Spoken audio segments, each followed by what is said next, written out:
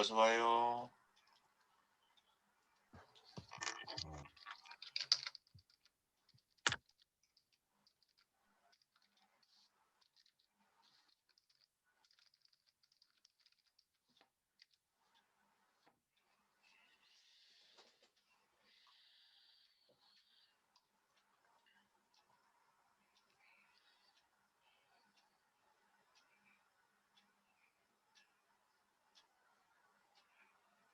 자, 먼저 까먹지 말고 출석부터 기록하고, 그리고 개인적인 사정 때문에 오늘 카메라가 이렇게 힘든 친구들은 그 사정을 제게 얘기해 주시고, 2개로 들어온 친구들은 2개로 들어온다 얘기해 주시고, 그 다음에 아침에 제가 1시간 전쯤에 여러분이 한번 읽으면 도움이 되겠다 싶은 기사 하나 올렸거든요. 그래서 출석하고 난 다음에 여러분들이 그 기사 내용 한번 꼼꼼히 읽어보셔서 우리가 오늘은 그 얘기 토론하면서 수업을 출발했으면 좋겠습니다.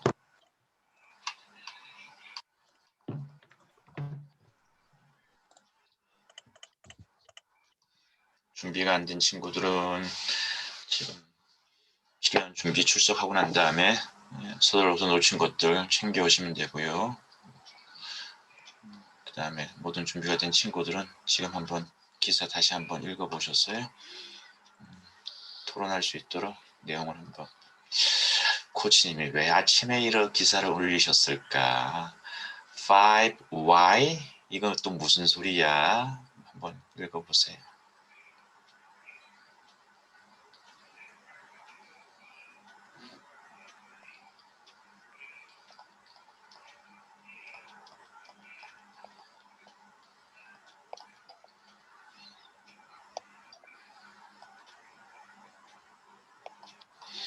제 소리랑 여러분들의 네트워크 상태가 좀 신통치 않다 그러면은 출석한 친구들은 줄 끄고 나갔다가 다시 한번 기계 껐다 꼈다 해가지고 다시 들어오세요.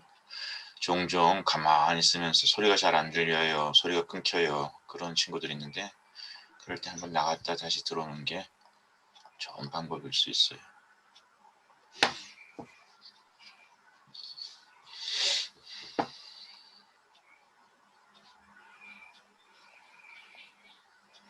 자, 지금 들어오는 친구들 출석해 주시고 까먹지 말고 출석 기록해 주시고 채팅에 그리고 아침에 내가 올렸던 신문기사 못 읽은 친구들은 지금 한번 읽어주세요. 출석하고 난 다음에 화장실 다녀와도 됩니다. 우리가 5분까지는 그런 거 여유 있게 하자고 한 거니까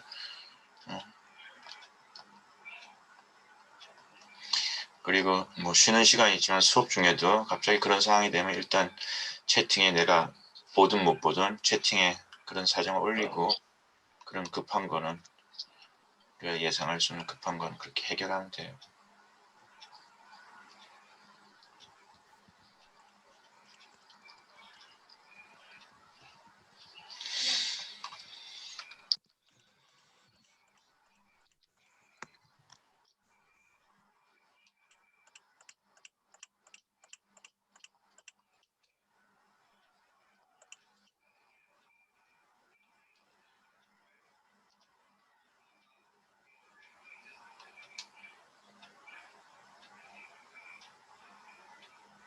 자, 지금 들어오는 친구들도 까먹지 말고 채팅에 출석 올리세요.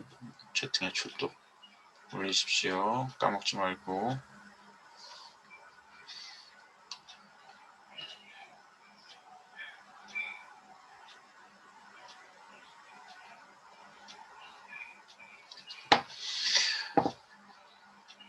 사실 연말이 되어 가면은 모임들이 더 많아지잖아요. 연말에는 뭐 한 해를 마무리하고 그래서 우리가 통상적으로 연말에 모임이 많아지는데 코로나 상황이 자꾸만 안 좋아진다는 그런 소식들이 들리네요. 그죠? 우리나라가 분명히 잘하고 있는데 이럴 때 여러분들도 더 주의하세요. 잘하고 계시겠지만은 이럴 때 더 마스크라든지 또 굳이 노출되지 않아도 되는 장소 같은 데는 들 다니면서 서로서로 주의해서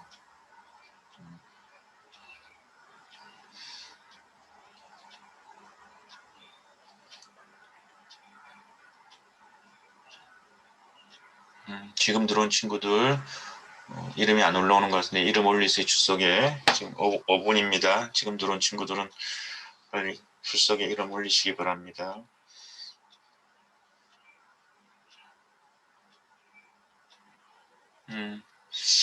자, 이제 6분이 되었네.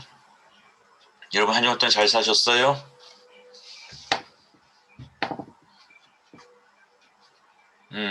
고개를 끄덕이는 친구도 있고 뭐 에너지 다 방전돼 가지고 잠에서 들때우는 친구들도 있고 잘 사셨습니까? 못 사셨습니까? 네, 잘 사셨어요? 네, 반갑습니다. 먼저 제가 여러분들에게 중요한 공지. 오늘이 우리가 12번째 만난 날이잖아요. 이제 앞으로 3주 남았어요. 13, 14, 15 세 번 더 수업이 남았다는 거죠. 근데 우리 지문비험하나 과제는 제가 여러분 성적 처리를 15주차 만나기 전까지는 다 마무리해서 만날 수 있도록 하기 위해서 13, 14는 13번에 13주차 14번은 14주차가 아니라 13, 14는 다음 주까지 다 내는 거예요. 그러니까 14주차 친구들 헷갈리지 마세요. 우리 여러 번 공지했지만은 우리가 놓칠 수가 있어요. 그래서 제가 다시 한번 분명히 얘기하는데 14주차 친구들도 13주 다음 주까지 내는 거다라고 해가지고 지금 다시 한번 일정 확인해서 놓쳤어요 코치님 그런 안타까운 일이 없도록 다 주의해 주시고요. 그 다음에 더 중요한 거 지금까지 4번에 걸쳐서 우리가 과제 제출을 했는데 뭐 여러 가지 이유 때문에 아직까지 밀린 과제들이 있다고 한다면은 제가 그 다음 주 사이버 캠퍼스에 늦은 거래도 계속 올리라고 했는데 아직까지도 못 올린 친구들이 있어요. 한번 제출하게 되면 15점 제출하지 않았는데 제가 동정 점수 줄 수 있나요? 다른 친구들 열심히 했는데 제출하지 않았는데도 제가 점수를 줄 수 있나요? 그럼 못 줍니다. 분명히 얘기했지만 여러분 제출하지 않았으면 못 줍니다. 그러니까 늦게라도 감점을 받더라도 그동안 늦은 친구들 2점씩 감점했는데 감점 받더라도 여러분들이 다음 주까지는 모든 기회가 열려져 있습니다. 그 다음부터는 제가 이제 점수 계산 최종적으로 들어가야 되기 때문에 더 이제 받을 수가 없어요. 자꾸만 그런 행정적인 수요가 발생하게 되면 여러분 전체에게 지장이 초래하는 일이 되기 때문에 다시 한번 당부드리는데 포기하지 말고 놓친 과제 있다면 4번 내야 되는데 내가 몇 번 냈지 놓친 과제가 있다면은 그 놓친 과제들 다음 주까지 다 받겠습니다. 다음 주까지 미제출 과제도 다음 주까지 그리고 13주차 14주차 제출에 대한 친구들도 다음 주까지 다 받는 걸로다가 여러분들이 지금 꼭 표시하셔가지고 일정 관리하셔가지고 지장 없도록 그렇게 진행해 주시면 좋겠습니다. 다 이해되셨습니까? 고마워요. 그럼 먼저 우리 잠깐 몸 좀 풀어봐요.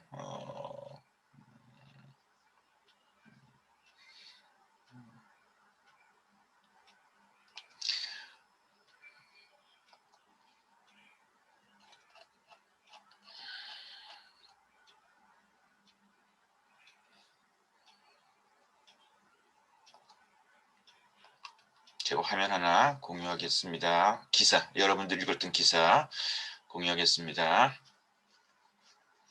자, 기사 내용이 보이시나요?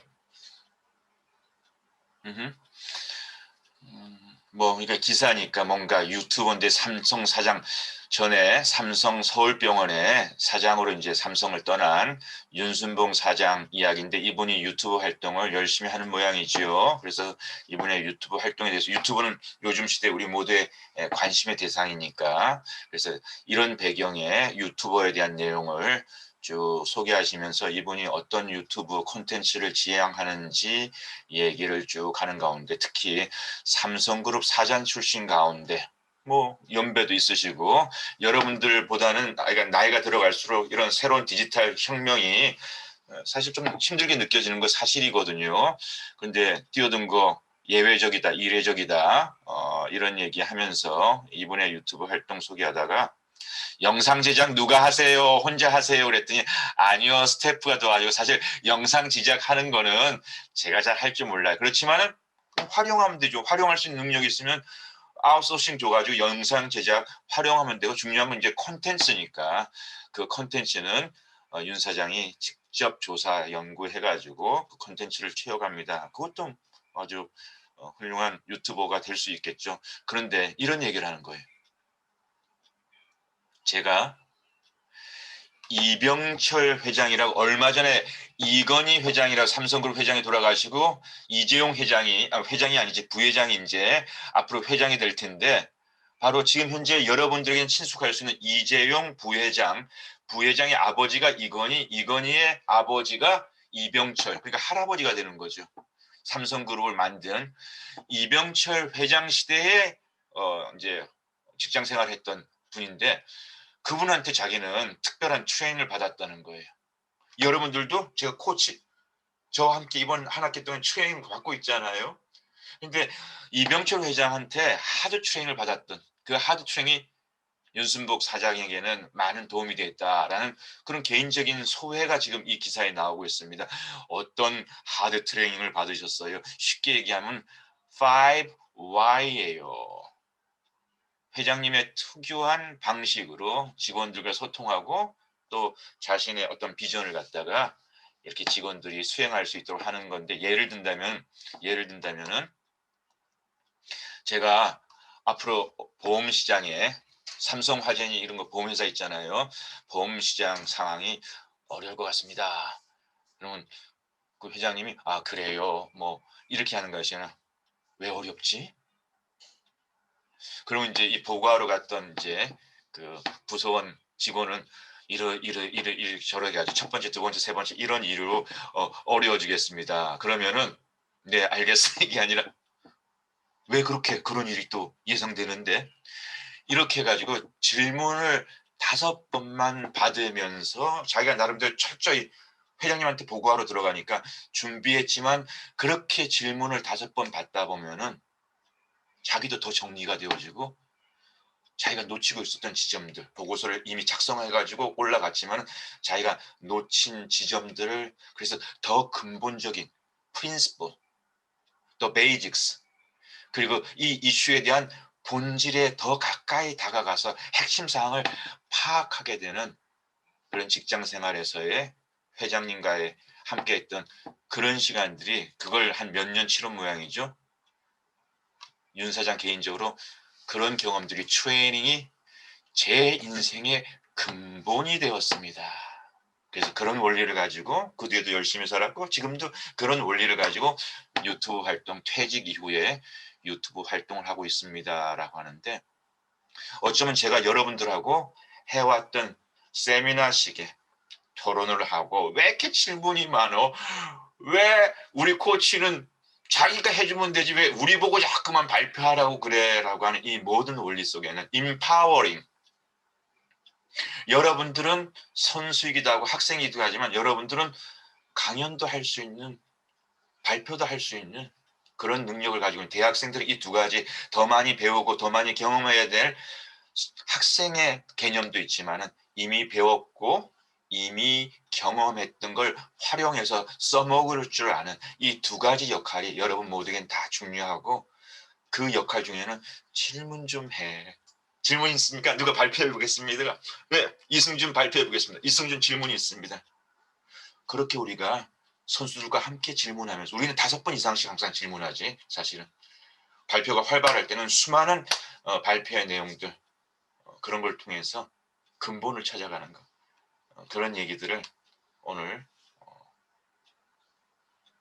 여러분들과 함께 생각을 해보고 싶었던 거예요. 자, 이 기사 내용 보면서 또 여러분이 더 하고 싶은 생각들, 더 하고 싶은 이야기들, 또 이 기사를 통해서 여러분이 가진 또 다른 질문들 아니면 이 기사를 통해서 여러분들이 생각해 볼 수 있었던 적용해 볼 수 있었던 여러분들만의 끼 있는 이야기들이 있다면은 한번 또 더 들어볼까요?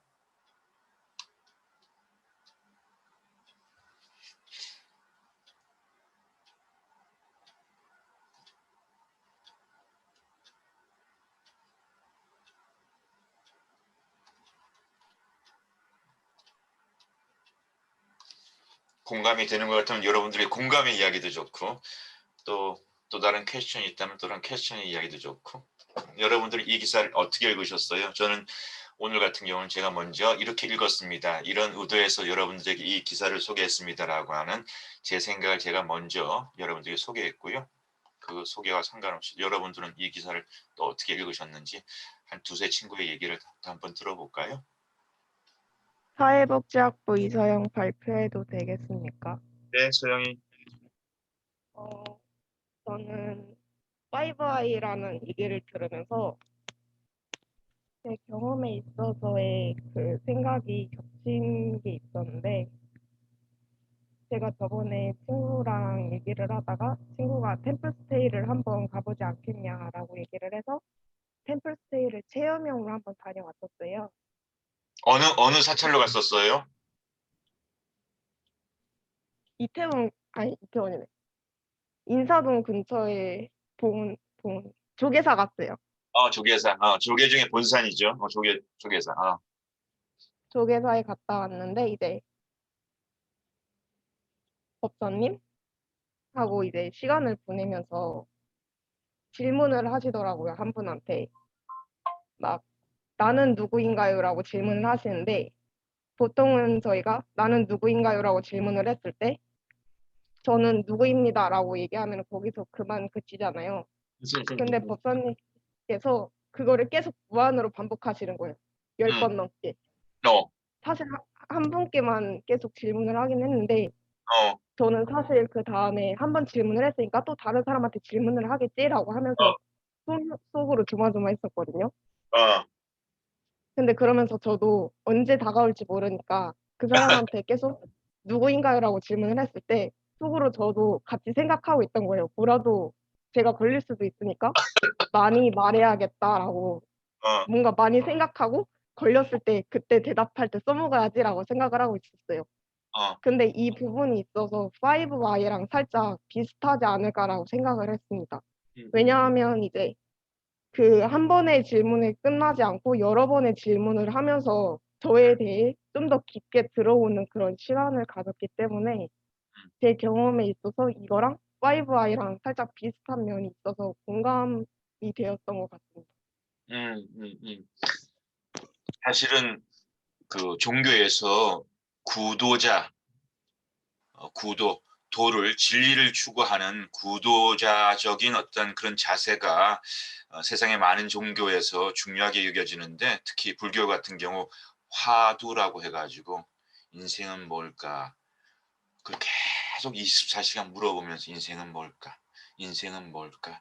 그건 다섯 번의 다른 질문이라기보다 서영이가 얘기했던 것처럼 또 묻고 또 묻고 또 묻고 하면서 또 생각하고 또 생각하고 해가지고 뭔가 진리에 이르는 그 방식을 찾아가는 그런 거라고 얘기했어요. 그것은 질문을 통해서 화두라고 하는 것은 질문을 통해서 진리의 궤를 찾아가는 본질을 찾아가는 핵심을 찾아가는 실체를 찾아가는 그런 방식인데 소영이가 그런 장면에서 오늘 또 이 신문의 기사하고 연결되는 그거 같은 맥락 맞는 것 같아요. 음. 그래서 걸렸어요, 안 걸렸어요? 그분만 계속해서 저는 안 걸렸어요. 그러면 오늘 우리한테 걸려봐요. 그래서 그 질문, 인생은 뭐라고 그랬다고? 질문이? 어, 저는 누구인가 이거였어요. 서영이는 누구인가? 그래서 그때 걸릴까 봐서 이렇게 여러분이 그렇게 생각했다 그랬는데 서영이는 누구입니까?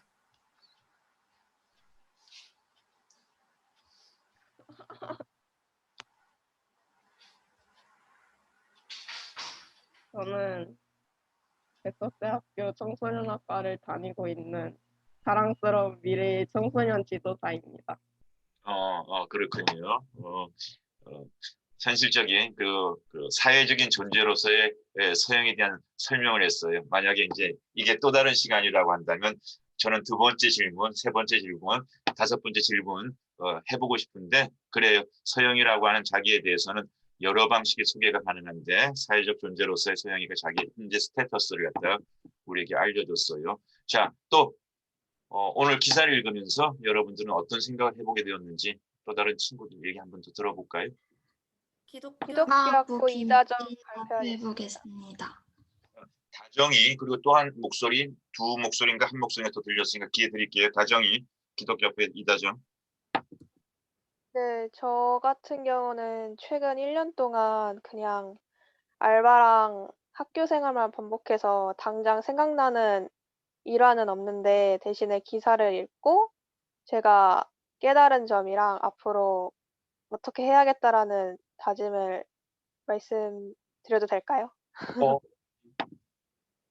네, 저는 그 Five Whys를 보면서 어떻게 보면은 5번의 질문을 하면 근본적인 문제에 도달할 수 있다고 기사에 나와 있었잖아요. 그걸 보면서 어떻게 보면은 근본적인 문제를 알 수 있으려면은 10번도 아니고 7번도 아니고 그냥 5번만 질문을 던지면은 그걸 알 수 있는 건데 그거를 저를 포함한 대부분의 사람들은 잘 근본적인 문제를 알기는 잘 몰랐거든요.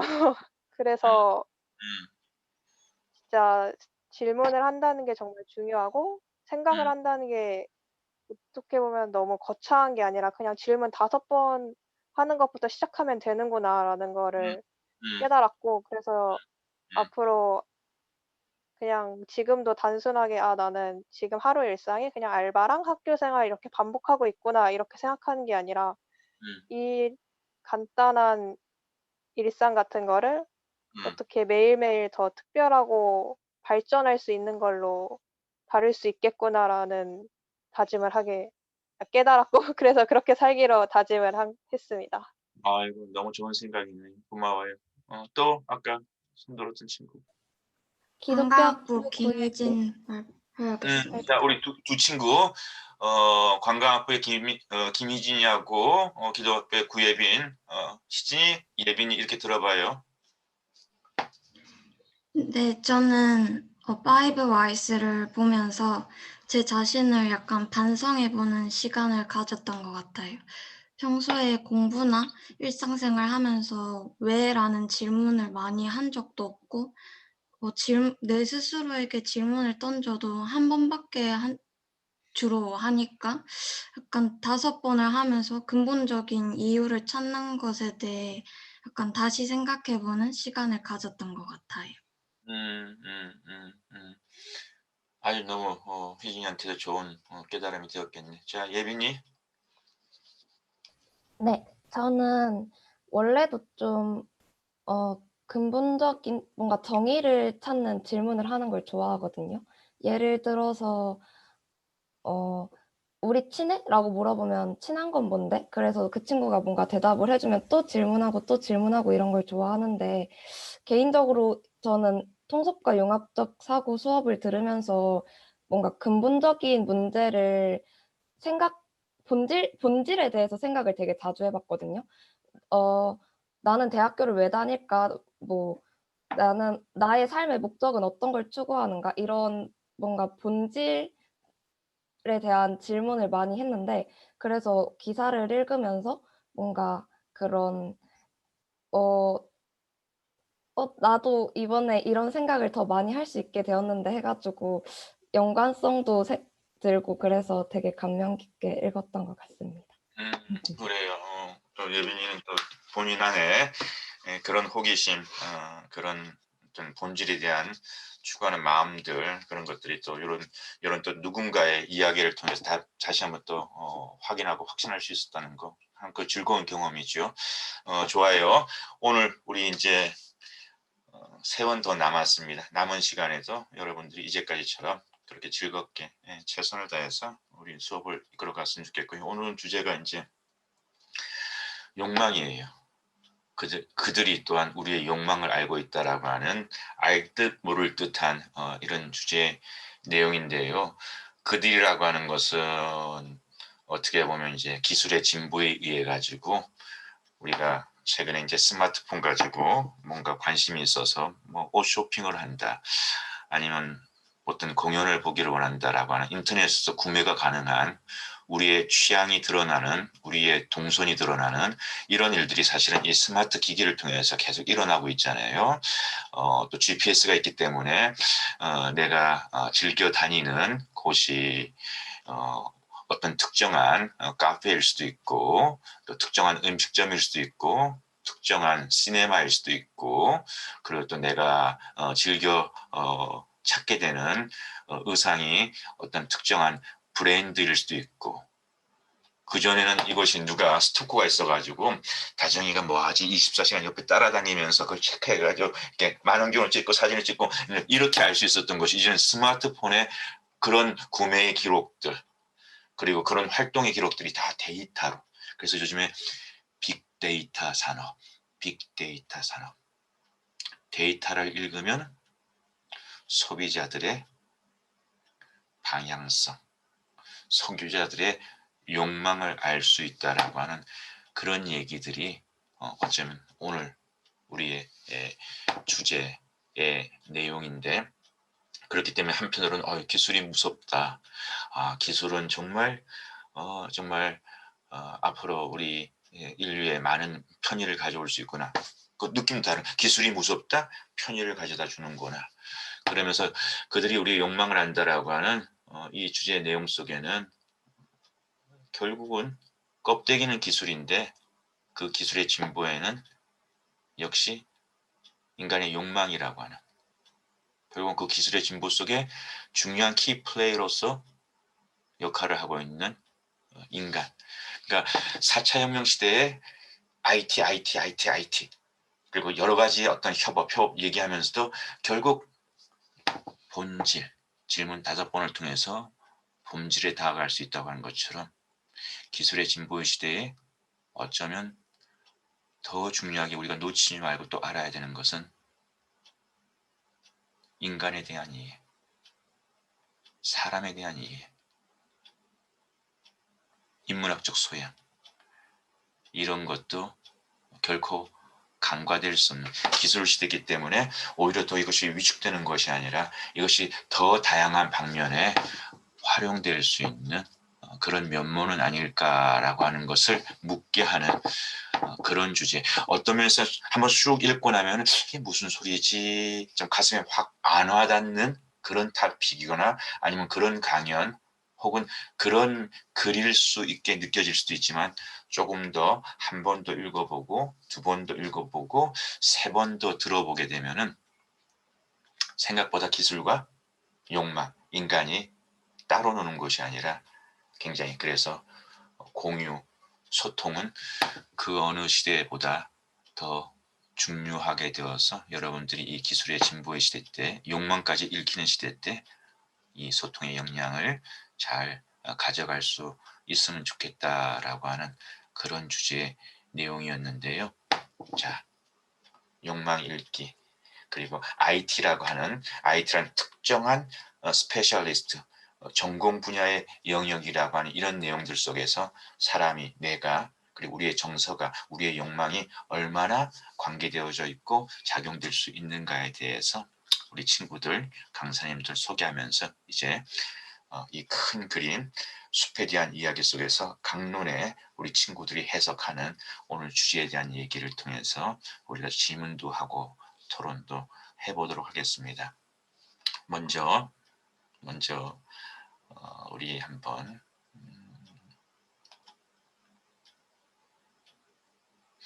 이정수, 정수,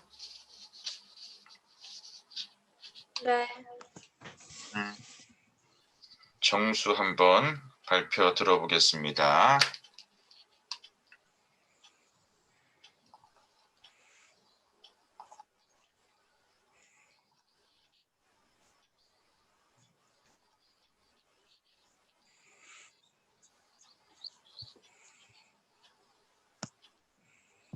자기소개하고 발표해 주세요, 정수.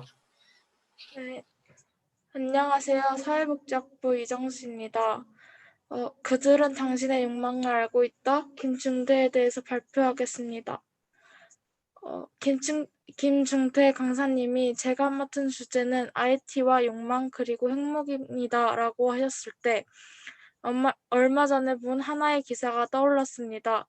그 기사의 내용은 우리가 자주 보는 배달앱과 온라인 쇼핑몰에서 배달해주는 기사님들이 AI 배차로 인하여 심리적 압박을 느낀다는 내용이었습니다. AI 배차 시스템은 배달할 곳을 지도상의 직선거리로 측정하여 알려주지만 현실 신호등이나 오토바이가 갈 수 없는 길 등등과는 차이가 있고 AI가 알려주는 시간보다 배달 시간이 초과하면 이를 배정해주지 않는다는 것이었습니다. 이 기사를 인간을 편리함을 위한 욕망으로 IT 기술을 발전시켰지만 인간에게 도리어 피해를 주기도 한다는 생각을 하게 되었습니다. 그리고 기술이 더 발전한다면 인간이 기계에게 지배를 받을 수도 있겠다라는 생각을 하게 되었습니다. 욕망의 역사, 결국 역사라는 것도 욕망이 계속해서 발현되는 과정으로 볼 수 있습니다. 그리고 그 대부분은 정보에 대한 욕망입니다. 정보가 독점이 아니라 공유하게 된다면 망하게 된다고 얘기하고 있습니다. 또 욕망이라는 권리를 획득하기 쉬운 것이 아니라고도 얘기하고 있습니다. 인간은 무언가 하나를 원하고 그 하나가 채워지면 또 다른 하나를 원하고 끊임없이 원하고 갈망하게 되어 있다고 생각합니다. 그래서 욕망의 역사 또한 그러한 것이라고 생각합니다. 인간이 무언가를 얻기 위해 끊임없이 노력하고 하나로 만족하지 않고 다른 것을 계속 찾아서 먼저 독점하려고 하고 그 사람들이 사회를 이끌어가고 발전시키고 또 원하는 것과 권리 등을 얻기 위하여서 끊임없이 싸우고 논쟁했기 때문에 사회가 발전해 올 수 있었다고 생각합니다. 강사님 강의에서 프로이트의 리비도에 대해서 보고 무척 반감을 느낄 수 있었습니다. 제가 듣는 사회복지의 전공 수업에서 얼마 전에 배웠던 내용이 나왔기 때문입니다. 전공 수업에서 프로이트의 정신 분석 이론에 대하여서 배웠는데 그 중에 삶의 본능의 리비도에 대한 내용이 있었기 때문입니다. 수업에서는 삶의 본능과 죽음의 본능이 서로 영향을 미치고 융합된다고 배웠는데 여기서도 융합에 대해서 나온다는 것을 강의를 들으면서 리비도에 대하여서 나온다는 것을 보고 수업 내용에 대해서 다시 한번 보면서 알게 되었습니다. 물건을 팔려면 소비자가 원하고 필요한 것을 찾는 것에도 욕망이 필요하다는 것을 알게 되었습니다.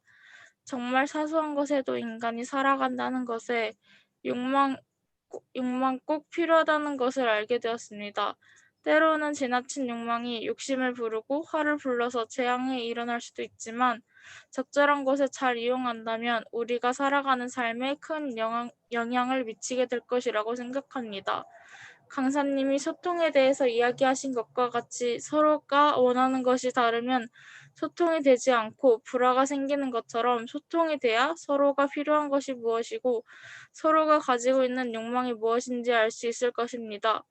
또한 그렇게 소통이 원활하게 해서 각자가 무엇을 원하는지, 필요한 것은 무엇인지, 어떤 욕망을 가지고 있는지에 대해서 맞추기 위해서는 IT의 발전도 필요한 부분이 될 것이고 인간이 제어할 수 있는 선에서 적절하게 잘 활용해야 된다고 생각합니다. 감사합니다. 네, 정수 고마워요. 자, 정수의 발표를 통해 가지고 일단 처음에 구체적으로 이 부분에 대한 얘기를 조금 우리가 집중해서 생각해 봤으면 좋겠어요. 우리 욕망과 IT 주제 속에서 AI라고 하는 관심의 사례를 정수가 이 글과 화자와 대화하면서 잘 끄집어냈어요. 배달 앱, 우리 배달 정말 너무 가까이 와 있지 않은 음식 배달. 그래서 이 AI 배치 시스템이라고 하는 새로운 기술을 통해 가지고 좀 더 효과적으로, 좀 더 빨리 이런 배달 산업이 발전할 수 있도록 AI라고 하는 IT 기술이 배달 사업에 이제 접목되었는데 이것이 실제적인 길을 따라서 가는 최적화된 길을 소개하기보다 직선거리로다가 전화를 건 사람하고 음식 사업장하고 거리가 3km다. 3km는 몇 분에 배달이 가능하다. 이렇게 하는데 그 3km가 직선거리는 3km지만 정말 3km에 갈 수 있는 거리가 잘 만들어져 있는 그런 도로를 통해서 3km면 3km가 맞는데 실제적으로 3km 직선거리는 도로가 없기 때문에 이렇게 가게 되면 실제적으로 움직여서 가는 실거리상으로는 그게 4km가 나와야 되는데 3km를 했었을 때 그런 배달 지시를 받아고 하는 사람은 배달 시간을 초과하게 되고 이런 초과 경우가 많아지게 되면 결국 배달을 받지 못하게 되는 이런 사례에 대한 기사들이 최근에 나왔거든요. 그 기사에 대한 것을 정수가 관심 있게 한번 읽었나 보죠. 그래서 정수가 이런 얘기를 해요. IT 기술이 발전되었지만은 결과적으로 이 발전된 기술은 배달 하는 사람들에게 피해를 주기 때문에 인간이 기계한테 AI한테 이렇게도 불편부당하게 지배받을 수 있겠구나라는 생각을 했다는 거예요. 자, 여기서 제가 여러분들 한번 이렇게 질문하고 싶어요. 구체적으로 정수의 이 발표문 속에 있는 AI 첫 번째 질문. 여기 AI는 누구예요?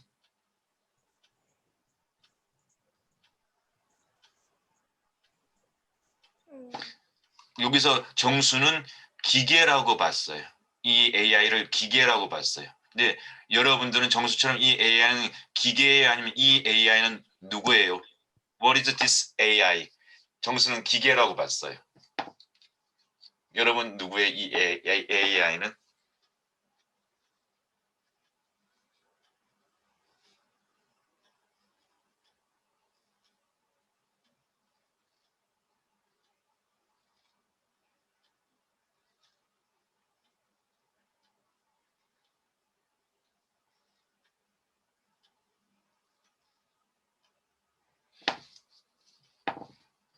그럼 힌트.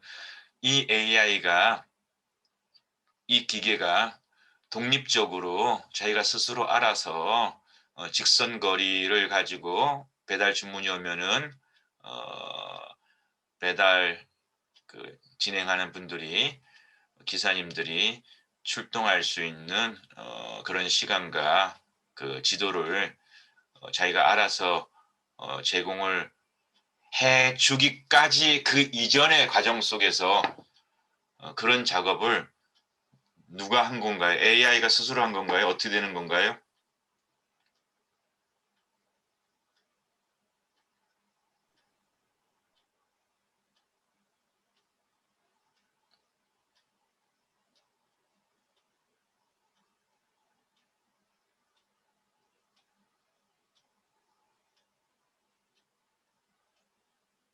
내가 한 질문이 너무 어렵나? 질문의 내용을 여러분들 이해를 못 하셨는가? 자, 요거 AI 배차 시스템. 이걸 우리가 AI라고 하자고. 이 AI 배차 시스템이라고 하는 것은 우리 정수의 짧은 길은 기계, IT라고 하는 사람이 아닌 존재 기계라고 이렇게 일단 묘사를 했다고 우리가 전제를 해봐요. 그래서 AI가 이런 배차 시스템을 자동적으로 이렇게 컨트롤 할 수 있기 위해서는 어떠한 과정, 어떠한 준비가 여러분 필요했을 것 같아요. 그 그림을 한번 상상해 보죠. 그 그림을 좀 더 디테일하게 우리가 생각해 보자고요. 기독교학부 이다정 발표하겠습니다. 네. 제 생각에는 기술자들이 그동안 그 목적지까지 갈 수 있었던 수많은 경로들, 그러니까 빅데이터들을 모아서 그 AI에게 입력을 했고, 그래서 그 빅데이터들을 기반으로 AI가 목적지까지 몇 분이 걸리는지를 자동으로 설정할 수 있게 되었던 것 같습니다. 맞아요.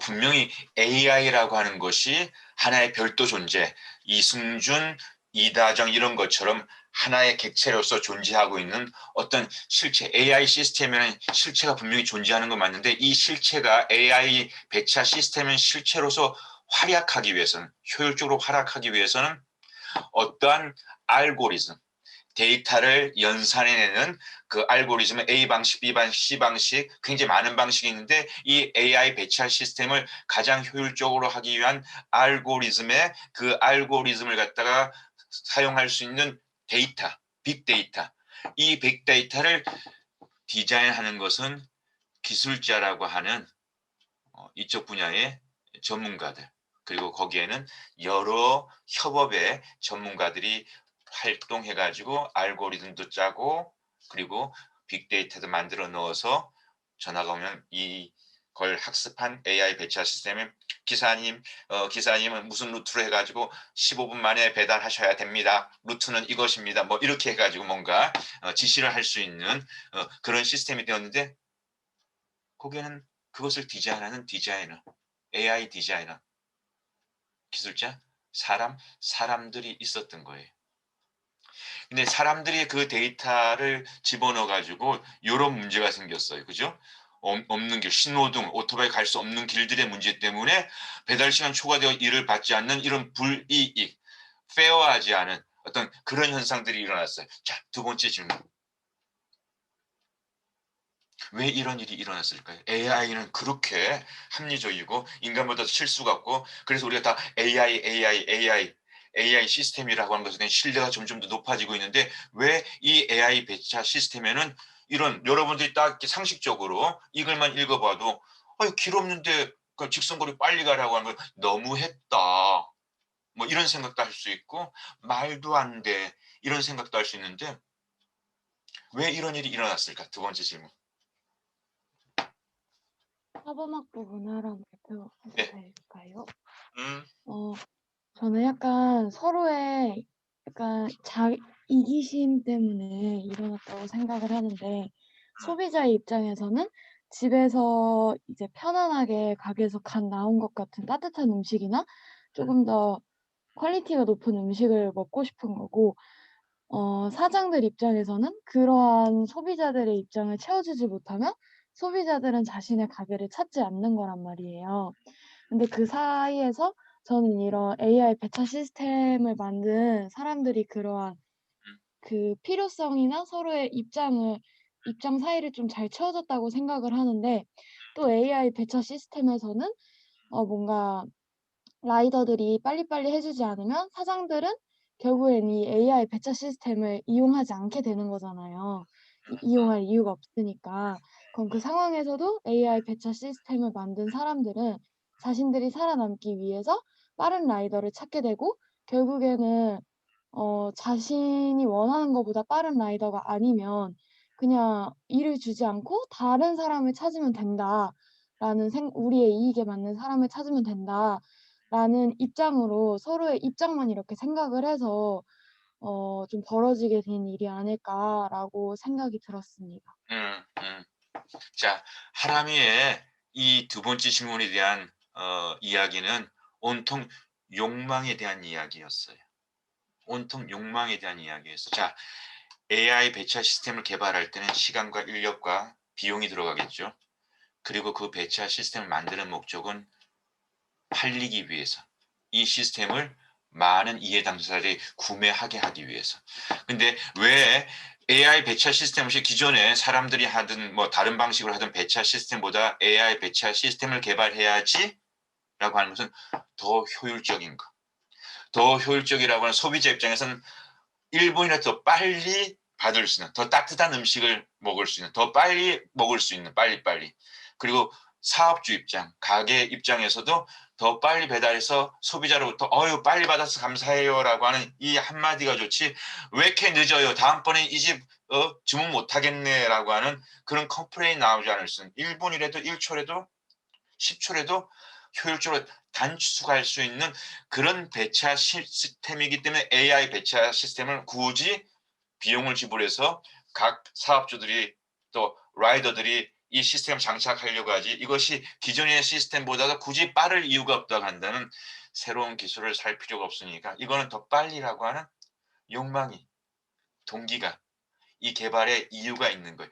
그랬을 때 그런 욕망을 채워주기 위해서 또 이 개발자들은 뭐라도 이 AI 배차 시스템이 한 회사에서만 나오겠습니까? 예를 든다면, 그죠? A사, B사, C사가 이런 시장을 보고 뭔가 이렇게 경쟁이 시작되지 않겠습니까? 그랬을 때 누군가에게 더 효율적인 배차 시스템이 A사 거야라고 하는 이런 평판을 듣게 하기 위해서는 우리 A사는 무슨 알고리즘 시스템과 무슨 매핑에 대한 기술을 가지고 타사보다는 1초라도 더 빨리 연결되는 전략적인 그런 노하우를 제공해 줄 수 있습니다라고 하는 이런 이유가 필요할 테니까 최대한 빨리라고 하는 욕망에 대한 결과적으로 뚜껑 열어보니까 라이더들 입장에서는 너무 무리한 단축된 시간을 가져올 수 있다라고 하는 거. 그러니까 여기에도 AI 시스템, 우리 IT를 얘기하는데 그 이면에는 사람들의 얘기, 욕망의 얘기가 가득 들어가 있는 거예요.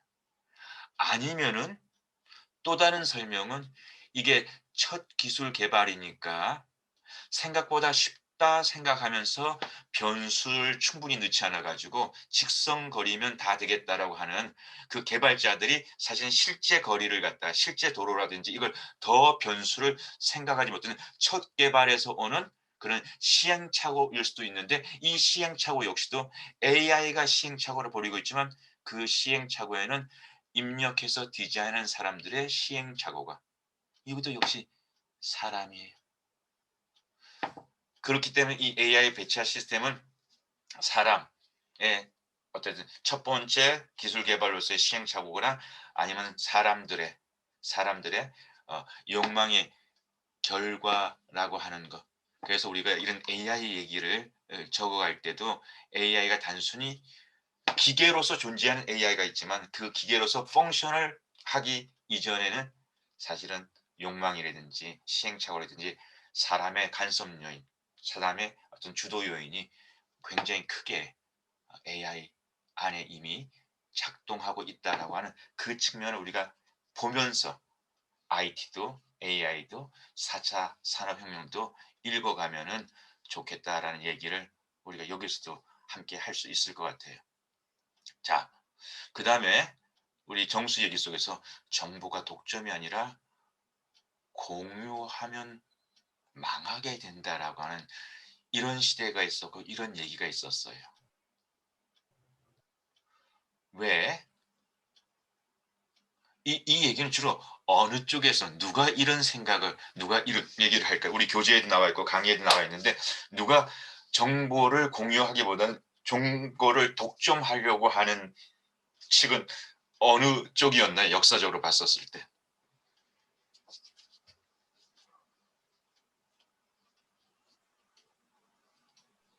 좀 높은 사람들, 높은 계급을 가진 사람들인 것 같아요. 기존의 권력을 장악하고 있었던 쪽들.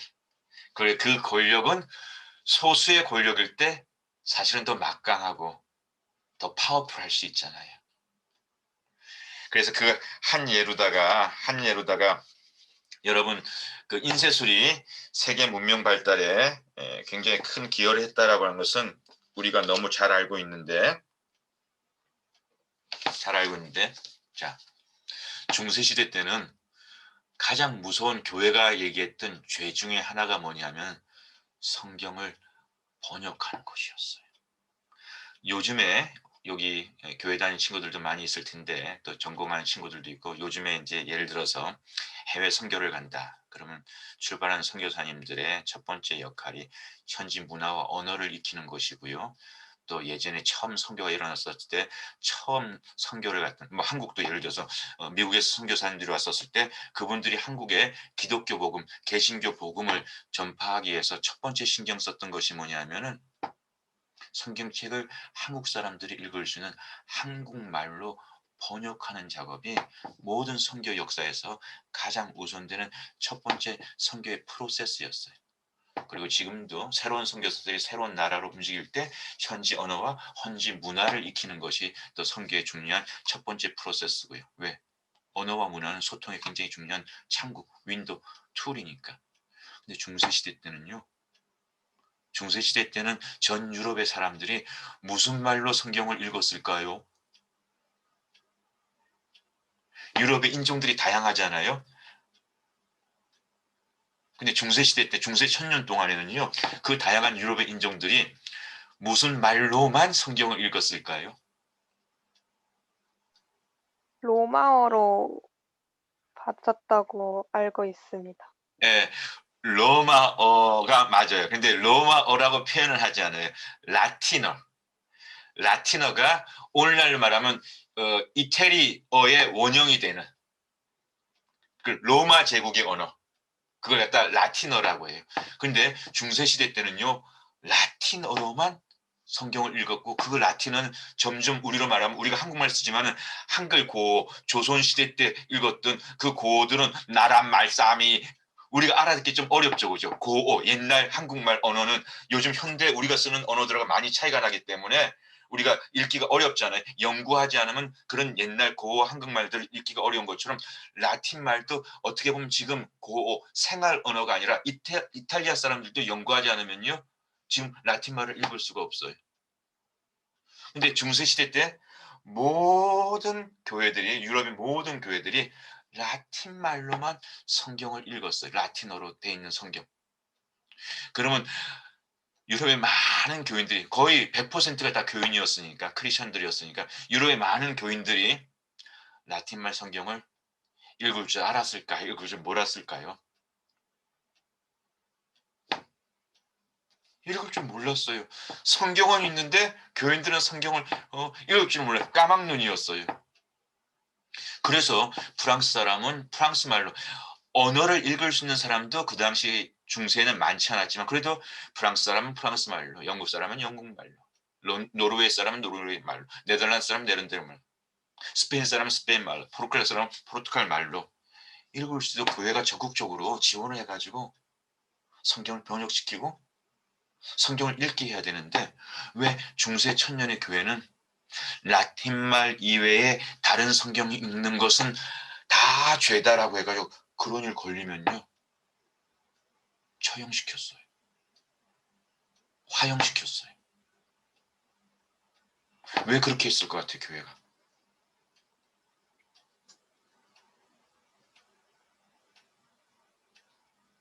왜 그렇게 했을 것 같아요? 말도 안 되잖아요. 지금 여러분 생각할 때는 말도 안 되잖아요. 근데 말도 안 되는 그 일이 천년 동안 왜 말이 되는 그런 시대가 되었을까요? 경찰학부 박한 발표해 보겠습니다. 네. 일단은 그 중세 시대에 주된 그 내용은 교황이나 그 일부 그런 사람들이 지배를 하고 있었잖아요. 사실은 권력으로서. 그렇기 때문에 일단 성경의 약간 본질적인 그런 거는 서로 공평하고 서로 평등하며 서로 사랑하라, 약간 이런 내용이잖아요. 네. 그렇기 때문에 그런 내용이 그 국민이나 시민들한테 그 널리 약간 사상이 약간 퍼지게 된다면 그런 거에 있어서 자신들이 약간 지배하는 데 어려움을 느낀다고 생각을 했었을 것 같습니다. 성경은 교회만 해석할 수 있다라는 독점적 권력이, 그렇게 모든 교인들이 접할 수 있고 읽을 수 있는 성경이 되게 된다면 하원이 말처럼 늘 사제를 통해서만 해석된 성경의 이야기를 들어오던 교인들이 직접 성경을 직접 보게 되니까 하나님 말씀이 우리식으로 얘기하면 더 민주적이네. 사제와 우리도 다 하나님의 뜻은 같은 자녀네라고 하는 이런 민주적 이해가 더 많이 공감되었을 때, 사장님 왜 사장님만 성경 읽어요? 우리도 성경 읽고 싶어요. 라고 하는 그 독점적 권력이 와해될 수 있다라. 그리고 그 권력이 독점적일 때 사제의 지위는, 교회의 지위는 더 높아질 수 있다라고 하는, 물론 여러 가지 많은 측면이 있어서 내가 너무 한쪽의 일방적인 얘기로 오해될 여지는 있지만 그래도 본질에 있어서는 그런 성격이. 그래서 모든 권력자들은요, 우리 대한민국에서 권력기관 뭐가 있을까? 청와대 있고 검찰 있고 경찰 있고 뭐 여러 가지 그 권력기관들이 있잖아요. 권력기관들이 얘기할 때 그 권력을 과시하는, 요즘에서 쓰는 말이 그거는 비밀이라서 공유가 어렵습니다. 비밀이라고 뚜껑 열어보면 비밀도 아닌데 비밀이라고 그 한마디로다가 그 권력의 독점적 지위를 갖다가 과시하거나 행사하게 되는, 지금도 우리가 물론 비밀이 있어야 되는 비밀도 있어요. 우리도 우리 삶에 비밀이라고 하는 게 있을 수 있잖아요. 근데 그 비밀이라고 하는 그 용어를 통해서 독점적 지위를 남용하게 되는 일들이 오늘날에도 얼마나 많이 벌어지고 있어요. 중세도 그게 마찬가지였고요. 그랬을 때 이 IT가, 이런 기술의 진보가 세상의 독점적 정보의 권력들을 좀 더 민주적 공평한 것으로 바꾸는데도 큰 기여를 했다는 것이 긍정적 변화라고 한다면, 최근에 가짜 뉴스가 이렇게 횡행하는 그 이면에는 너무 공유되어지는 정보가 각자 듣고자 하는 정보를 희구하는 그룹들에 의해서 파편화되어지고 또 다른 선동의 도구로 만들어지는, 그것이 이제는 독점이 문제가 아니라 공유가 또 어떤 면에서는 또 다른 위협을 주고 있는, 역사는 항상 움직이는 거예요. 기술은 항상 양면이 있는 거예요. 긍정적인 쪽과 부정적인 쪽. 그래서 오늘 우리 주제에서도 이 욕망이라고 하는 것에 대한 이 움직임에 있어서 적절한 건강한 소통이 참 필요하고 중요합니다라고 하는 그런 얘기를 했던 것 같아요.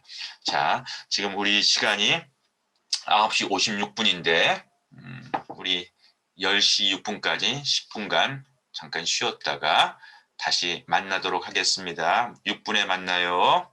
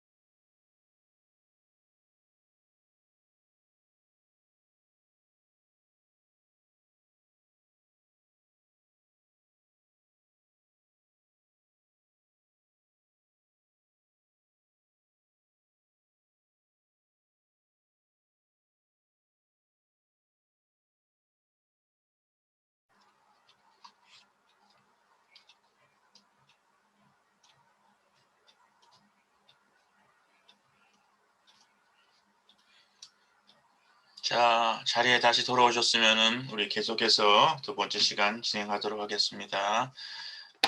자리에 돌아오신 우리 선수들은 비디오를 다시 열어주시고요. 그래서 우리 아까처럼 또 즐거운 토론, 질문을 이어가도록 하겠습니다. 두 번째 발표자는 준용이. 네, 코치님. 자, 우리 진용이 한번 발표 들어보겠습니다.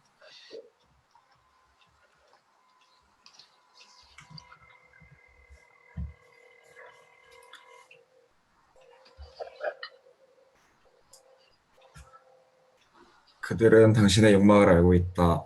기독교 학부 진준영입니다. 갑자기 들어온 사치. 어렸을 때 평범한 가정집에 태어나서 부족하지도 않고 그렇다고 과하지도 않게 생활 가운데 필요한 것만 구입하는 가정이었습니다. 그리고 최근까지도 에어프라이기, 정수기, 비데, 로봇 청소기를 사용하지 않아도 충분히 생활에는 지장이 없는 생활을 하고 있었습니다. 하지만 어느 순간부터 저희 집에 간단히 튀겨먹기 좋은 에어프라이기가 필요하고 생수를 잔뜩 싸서 냉장고에 저장해서 물을 마셨던 집에서 정수기를 구입해서 얼음 문제까지 해결하는 일이 벌어졌습니다. 왜 그런 걸까요? 저는 이 부분에서 사람의 욕구를 보게 되었습니다. 우리나라는 옆집 아이가 학원을 다니면 우리 아이도 학원을 다녀야 한다면서 사교육을 엄청 시키는 나라입니다. 또 요즘 나오는 음식은 에어프라이기를 사용하도록 전용 음식도 나옵니다. 이처럼 우리나라 사람들 자체가 욕구가 엄청 심하고 빠른 변화에 민감하게 반응한다는 것을 알 수 있습니다. 이를 통해 책에 나온 내용처럼 이러한 부분들을 더 자극하여 구매자가 이것을 필요하겠다고 더 느끼게 만들어 그 물품을 판매하는 것입니다. 우리나라에 이러한 일들이 있는 것처럼 1950년대 미국은 염색을 하면 노는 여자애라는 인식이 박혀 있었습니다. 그래서 광고에 했을까요? 안 했을까요? 라는 말과 어린아이를 광고에 같이 찍어서 염색하는 여자는 노는 아이라는 인식을 불식시키고 1950년, 60년대에 미국 염색약 시장을 독점합니다. 이처럼 어려운 부분이지만 변화를 두려워하지 않고 변화해야 하는 부분들을 시대에 맞게 변화시켜야 합니다. 기독교는 어떻게 소통하는가? 현재 제가 기독교 학부로 개혁주의 생명신학 과목을 수강하면서 개신교의 역사와 현재의 어떠한 점이 문제인지를 알게 되었습니다. 현재 교회에서 목사님들께서 엄청 열심히 공부하셔서 성도님들을 양육시키시고 가르치시지만 반면 성도님들의 입장에서 보면 목사님의 말씀이 너무 어렵고 나와 무슨 관련이 있는지 모르겠다고 하며 소통에 관한 문제가 있다고 그 과목 교수님께서 말씀하셨습니다. 이 말씀을 들으면서 소통이 굉장히 중요하구나 생각하게 되었습니다. 그리고 책에 말씀하신 강사님도 소통과 공유가 중요하다고 말씀하시면서 한 인도 사람과 한 한국 사람의 대화를 예로 들어주셨습니다. 한국인은 사과색 주전자를 샀다고 말했습니다. 하지만 한국인은 당연히 빨간색 사과를 생각했지만 인도 사람은 당연히 초록색을 생각하여 거짓말을 했다고 싸우게 됩니다. 이처럼 현재 각 나라의 문제에 따라서 또한 처해 있는 환경에 따라서 그 사람에게 맞춰서 소통해야 한다고 생각하게 되었습니다. 나의 목표. 저는 신학을 목표로 하는 학생으로 학문으로 매우 열심히 해야겠지만 저는 성도님들의 마음을 헤아려 드리고 위로해 드리고 싶은 마음이 더 큽니다. 특히 요즘 세대 초등학생들은 부모님들과 대화를 거의 안 하고 또한 인터넷상으로 소통을 배우게 되어 폭력적이고 그 뜻을 알고 있는지 모르지만 성적으로 아무렇지 않게 음담패설을 합니다. 그리고 이혼 가정이 저희 또래보다 더 많아져 부모님의 이별에 대한 아픔과 부모님께 사랑한다는 말을 듣지 않은 가정이 더욱 많다고 합니다. 저는 아직도 할아버지께 전화하시며 끊기 전에 꼭 준용아 할아버지가 사랑해 하시고 저도 할아버지 저도 사랑해요 라고 말씀드리고 전화를 끊습니다. 이런 사랑을 못 받아본 아이들에게 이러한 사랑을 줄 수 있는 사람이 되고자 합니다. 그런 아이들과 함께 놀고 하나님의 사랑을 전하고 제 행동으로 사랑이 무엇인지 알고 그 아이들의 마음을 변화되는 주님의 일을 하고 싶습니다. 감사합니다. 네. 자, 여러분 생각하실 때 우리 준용이 발표, 여러분들이 느끼는 이 발표에 개성이 있다면 한마디로 여러분들 어떤 개성을 이 발표에서 이렇게 찾아볼 수 있었는지 그 얘기 누가 한번 발표해 주시겠어요? 이 진준용 강사님의 발표에 여러분들이 느낄 수 있었던 개성. 전반적으로 제가 여러분들에게 소개하는 발표는 그런 개성들이 잘 드러났는데 준영이 같은 경우 여러분 느낄 때 이 발표의 특징, 개성이 있다는 여러분들 생각에 다시 얘기하면 정답이 아니라 여러분들 생각을 묻는 거예요. 스포츠가 불구학번 홍수환 발표해도 되겠습니까? 네. 네, 스스로의 경험을 토대로 이야기를 시작하여 공감성을 높이고 사실적인 통계를 이용한 예시가 발표를 더 매끄럽게 만든 것 같습니다. 또한 자신의 목표를 당당하게 얘기하면서 포부를 밝히는 점이 이 발표의 개성을 더 두드러지게 나타내주는 것 같습니다. 또 한 친구만 더 들어볼까요? 여러분들은 또 다른 친구는 어떻게 이 발표의 개성을, 특징을 들으셨어요? 읽으셨어요?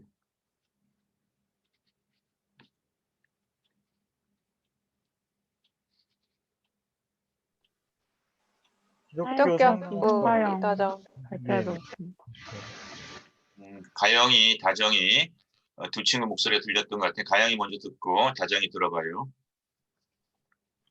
먼저 글의 재성은 자신의 경험을 통해서 그리고 또 왜라고 질문하는 그런 것들이 아까 그 코치님이 보내주신 그 기사에 5Ws가 떠오르게 됐고 그리고 또 자신의 경험을 빗대어서 이렇게 앞으로 하고 싶은 것을 명확하게 말해줘서 그게 굉장히 인상이 깊었습니다.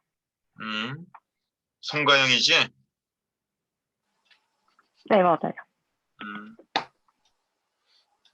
맞아요. 또 한 친구 아까 다정이 소리 들렸었죠? 네, 기독교학부 이다정입니다. 보통 그동안 저 같은 경우는 쭉 강사님 발표를 중심으로 먼저 글을 썼고, 그리고 중간중간에 제 생각이나 마무리에서 제 일화나 그런 다짐 같은 걸 이렇게 말을 했는데, 발표해 주신 강사님 같은 경우는 그냥 그 수업의 강연에 대한 글이 아니라 자신의 포부를 밝히고 자신이 생각하는 내용을 밝히는데 거기에서 사용되는 약간 자료, 생각 같은 것들을 강연에서 갖고 오는 것 같습니다. 그래서 강연에 대한 글쓰기가 아니라 자신의 생각을 나타내는 글쓰기로 하신 것 같습니다. 그래요. 여러 친구들 모두가 봤던 것처럼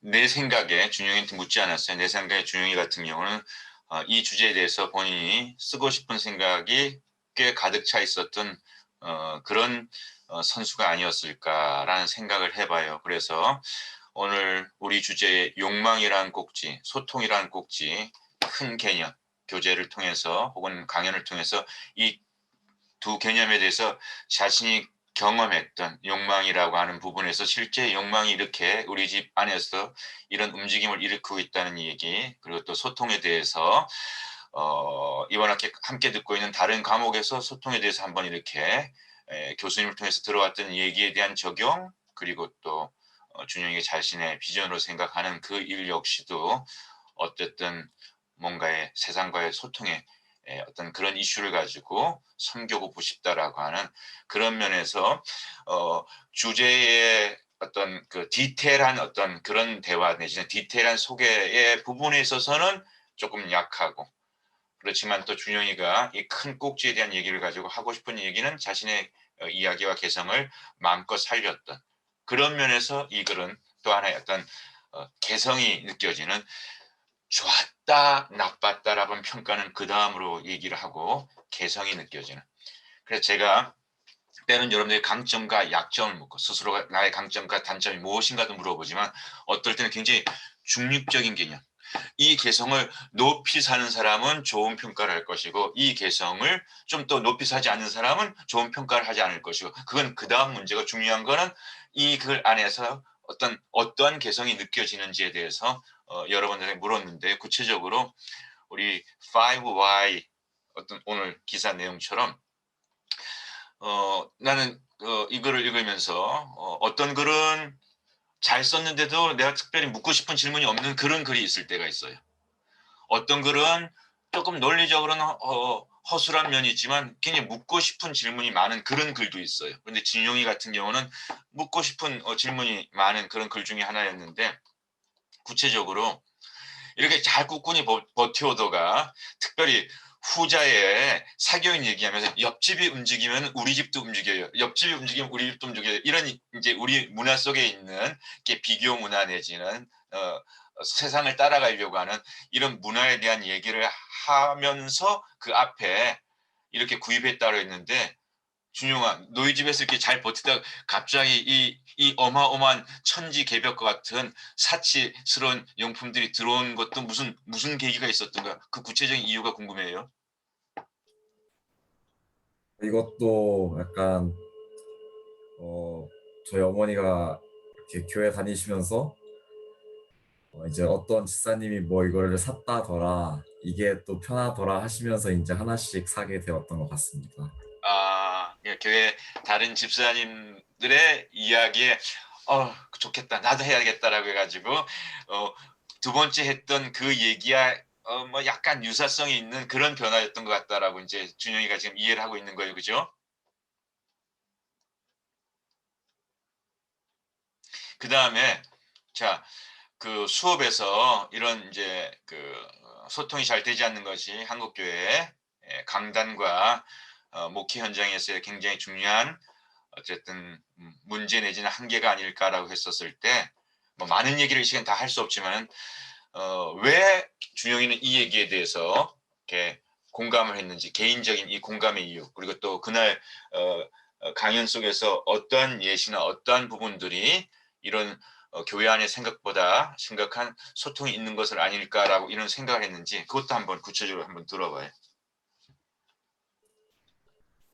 좋은 얘기는 아니지만 제가 다니고 있는 교회에서 목사님이 이제 떠나시고 다시 새로운 목사님이 오는 과정에서 약간 싸움이 있었습니다. 그래서 약간 소통 가운데 문제가 좀 있었고 그리고 목사님 쪽에 있는 분들과만 대화하시고 약간 이런 경우 때문에 소통 가운데 너무 어려움이 있었고 또한 제가 너무 어려서 그런지 모르겠지만 설교 말씀에도 좀 어려웠던 부분이 있어서 약간 이런 부분이 경험이 있어서 이렇게 생각하게 되었습니다.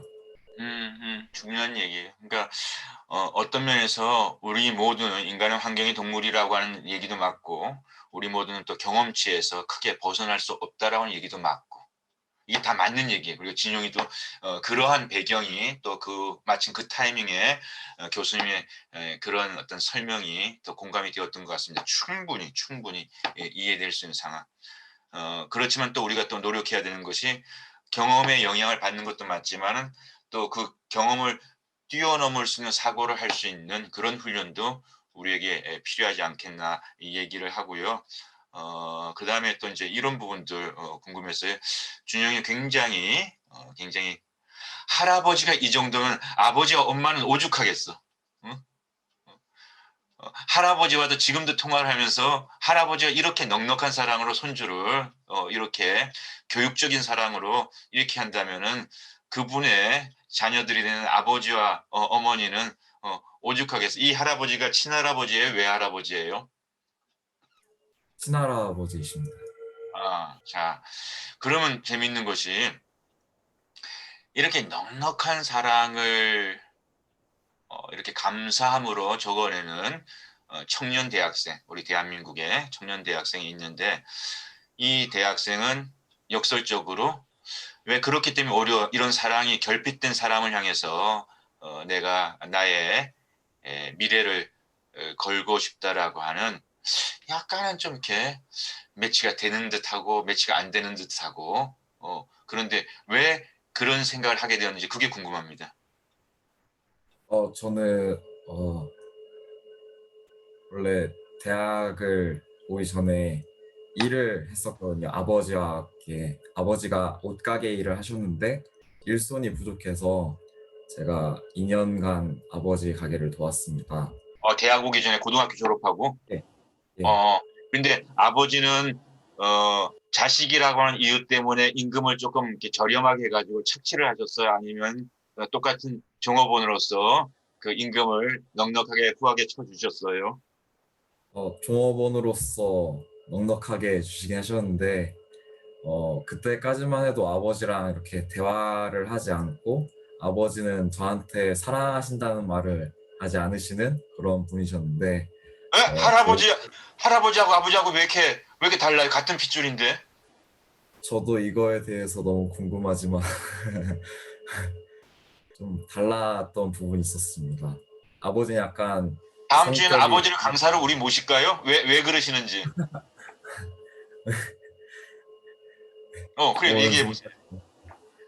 그래서 2년간 아버지랑 이렇게 옷가게 일을 하면서 싸웠던 부분도 많고 속상한 부분도 많고 스트레스를 너무 받아서 탈모도 한 2번 정도 왔던 기억이 있습니다. 그래서 정말 가족 간에 이렇게 사랑하기가 쉽지 않구나 생각하게 되었는데 마침 딱 군대가 가야 돼서 군대를 이제 복무한 중에 이제 휴가를 나오면서 아버지랑 이제 소통하는 가운데 그런 일했던 부분을 통해서 많이 회복되는 부분을 느끼고 또한 할아버지가 늘 어렸을 때부터 제가 장손이어서 계속 사랑한다고 말씀하시는 그걸 들으면서 그래도 좀 회복이 됐거든요. 그러면서 이런 사랑이 계속 가정 안에 있어야 되는데 주위에 이런 부분들이 이런 말은 하지 않다. 사랑한다는 말을 입으로는 꺼내지 않는다. 약간 이 말을 들으면서 정말 안타깝다. 이 말이 엄청 소중하고 귀한데 이 말을 왜 못 듣고 사는 걸까라고 생각하면서 느끼게 되었고 또 제가 교회에서는 주일학교 학생들, 초등학생들을 가르치고 있는데 그 아이들의 대부분 이야기를 들어보면은 가족과는 전혀 대화를 하지 않고 부모님을 약간 증오하는 아이들도 있고 이런 아이들을 만나게 되면서 사랑이 정말 필요하구나 생각하게 되었습니다. 그랬군요. 그러면 준영이가 관찰해 볼 때 할아버지가 너한테는 사랑의 말씀을 아낌없이 이렇게 자주 하시는데 아버지한테도 할아버지가 그런 말씀을 자주 하시는 것 같은 네가 지켜본 바로는?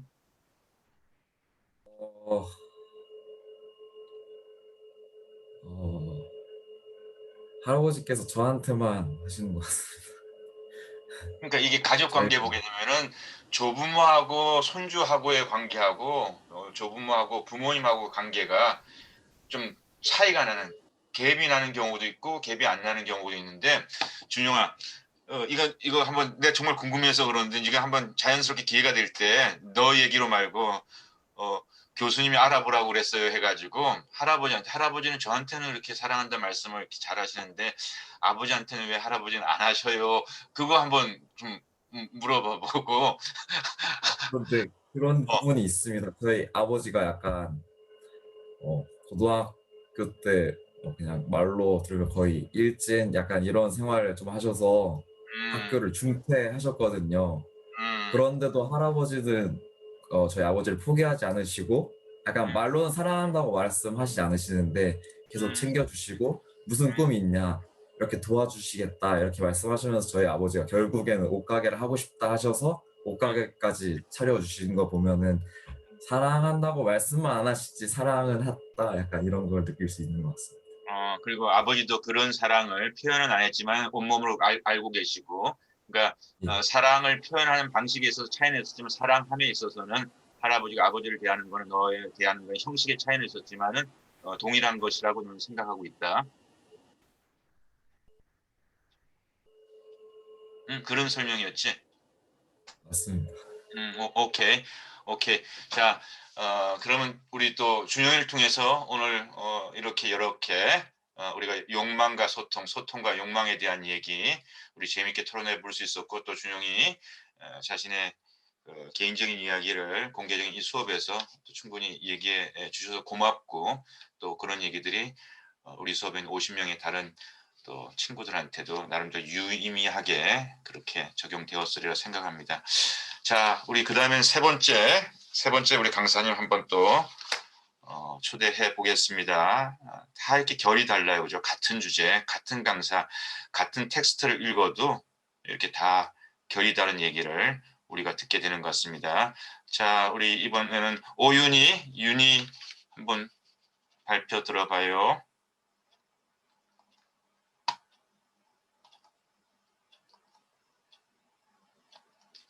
오윤희? 네. 일거양실 대 일거양득 관광학부 20학번 오윤희입니다. 욕망, 하고자 할 욕, 바랄망, 보름망. 욕심욕, 바랄망, 보름망. 국어사전에서의 욕망은 부족을 느껴 무엇을 가지거나 누리고자 탐함 또는 그런 마음으로 정의되고 있다. 강의에서의 욕망은 인류의 삶의 원동력으로 설명하고 있다. 나는 욕망에는 중용이 필요하다고 생각한다. 부족한 것을 채우려는 욕망은 자기 개발에 도움을 주지만 지나친 욕망은 오히려 독이 될 수 있다고 생각하여 중용이 필요하다고 생각한다. 여러분이 생각하는 욕망은 어떤 것인가요? 정보 기술의 욕망. 우리가 나중에 또 이렇게 놓칠 수 있으니까 혹시 우리 가운데 내가 생각하는 욕망에 대한 나름대로 그 정의를 이야기하고 싶은 친구 있을까요? 윤희가 아주 재미있는 질문. 우리 오늘 질문 5Y라고 하는 기사까지 더했잖아요. 우리 수업이 늘 해왔던 거지만은 내가 생각하는 욕망에 대한 나름대로 정의 누가 발표할 수 있을까요?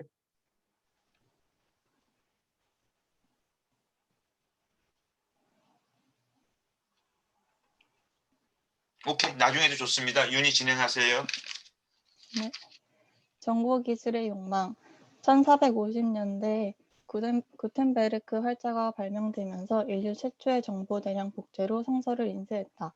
성서를 대량으로 복제하고 사람들이 손쉽게 성경을 읽을 수 있게 되면서 사람들은 진실을 알게 되었고, 진실로 인해 마녀사냥은 없어졌지만 새로운 종교개혁으로 바뀌었다. 나는 이 부분을 들으면서 9주차의 정지훈 교수님 강의가 떠올랐다. 정지훈 교수님의 강의에서 산업혁명을 주제로 산업혁명 이후 책이나 뉴스, 신문 등을 핸드폰으로 볼 수 있었던 것이 생각나면서 구텐베르크 활자와 같이 정보를 복제할 욕망이 없었더라면 지금의 기술까지 발전할 수 있었을지 싶은 생각이 들었다.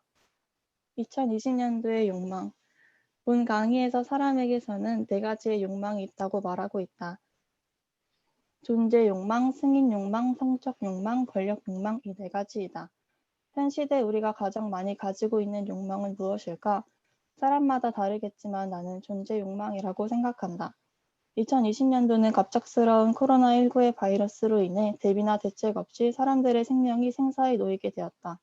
처음에는 살고자 하는 욕망으로 소독이나 방역에 함께 참여했지만 시간이 지나면서 제한되는 행동 반경, 나아지지 않는 현실에 부딪히면서 사람들의 경각심은 떨어지게 되었고 코로나19 바이러스뿐만 아니라 우울증과 같은 심리적으로도 많은 어려움에 처한 사람들이 생겨났다.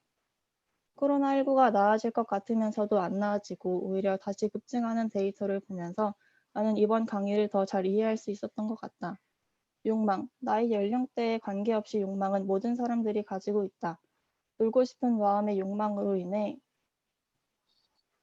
놀러 다니고 먹고 싶은 욕망으로 인해 먹으러 다니고 흡연하고 싶은 마음에 욕망이 생겨 흡연하다 보니 신천지 광복절 집회 문제 외에도 조심했지만 나도 모르는 사이에 감염되어 나의 가족들이 감염되고 학교, 직장 등으로 퍼져나갔다.